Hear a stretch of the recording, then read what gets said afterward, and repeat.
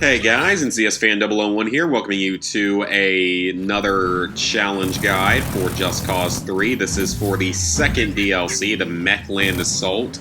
And the trophy being shown off is the eDEN Employee of the Year trophy achievement. It's a gold trophy, and it is for getting 5 years in all challenges in the Mech Land Assault. Now, I did not do any commentary for any of the ones in the main game or the Sky Fortress, but I wanted to do one real quick for this video because these challenges are a lot longer, so I thought I'd go ahead and fill in with a little bit of commentary.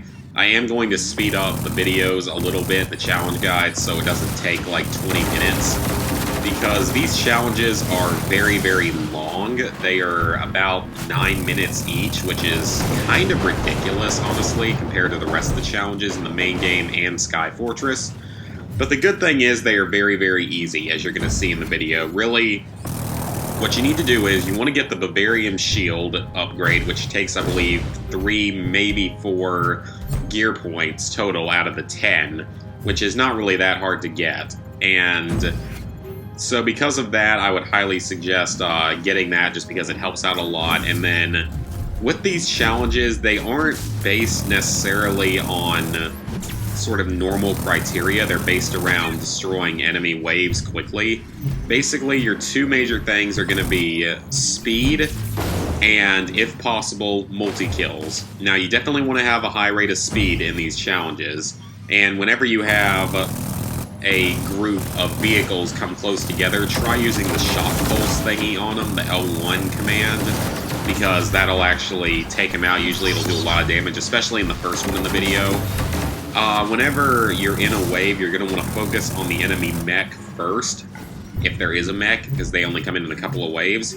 And then after that, you want to focus on the airborne targets, so the helicopters or drones. And then you want to focus on all the other enemies. Also, though, in the first challenge, there are the couple of times when there is the plane that flies over. As soon as the plane spawns in, shoot at it and try to take it down quickly, because that'll really make the round go faster and be a lot easier. Though these challenges are easy, they really do not leave you that much room for error, unfortunately. You're only going to beat the challenges by a couple thousand points, most likely. So you do want to keep that in mind. As for the mechs themselves, I would probably say that they are pretty well suited for each of the two challenges, but the autocannon mech I feel like might be a little bit easier to use than the Bavarian machine gun mech, but that's just me. It's going to come down to personal preference. And now I just want to give a quick note about the DLC itself, my thoughts on it.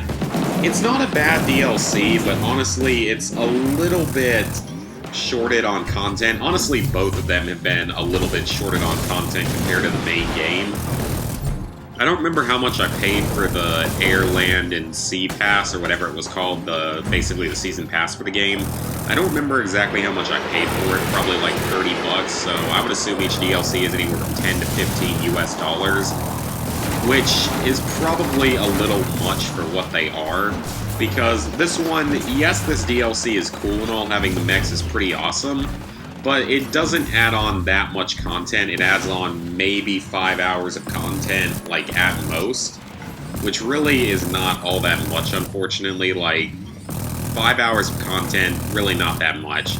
It gives you an entire new island to play on with about 12 new settlements to liberate, and of course the mechs and a couple of other weapons and vehicles and stuff, but overall, it's not really worth like $15. You can get it for a lower price, and if you already have the Season Pass, I would definitely say get it, but otherwise it's not really the most worthwhile thing out there to get. I would say that the Sky Fortress is a little more worth it, just because you get the jetpack, basically, wingsuit, which is really, really cool. It also has 4 challenges and a few places to liberate, and also Sky Fortress was not as laggy as this one, because this DLC lags like crazy. Also, this DLC only has 2 story missions, and Sky Fortress only had 3. So keep that in mind as well. They don't have a whole lot of missions, but they do fill in some time from liberating stuff. I would say you'll probably spend maybe a little more time in the Mech DLC than you will in the Sky Fortress DLC, but either way, they really aren't quite worth buying alone. If you do get they are fairly worth it if you get the Season Pass, but otherwise they probably aren't. So just really keep all of that in mind. with this game, but I mean, they're fun and they're definitely fun to play and all, and if you can get them for a decent price, definitely pick them up, but otherwise I would say maybe avoid them until they drop in price. So, hope you guys enjoy the rest of this trophy guide video.